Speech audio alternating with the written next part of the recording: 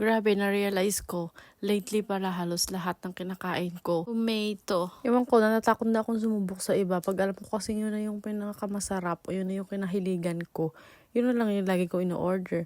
Minsan kasi natatakot na ako umorder kasi dito minsan hindi mo alam kung masarap ba. Yung nabubudol ka rin, o diba, ang dami ko ng noodles na kinain talaga.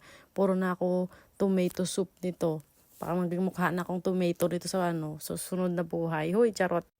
May isang resto talaga akong kinakainan na alam ko talaga yung totoong masarap. Ito yun. Nakalimutan ko yung pangalan ng resto na yun, pero yun talaga yung favorite ko. Pero itong bowl na to, good for sharing na siya. Halos nasa 58 lang yun. Tapos good for 2 na siya, good for 2 person na. Tapos lately ito, kumain kami sa Din Tai Fung. Masarap din yun. Nalimutan ko na kung saan to, pero tomato pa din, o diba? Tapos yan yung breakfast ko din yung nakaraan. Tomato pa din yan, sinasabi ko talaga. Bakit ako puro tomato? Tapos yan, tomato pa din yan. Hala, huy, ano ba? Tomato na ba ako? Charot lang.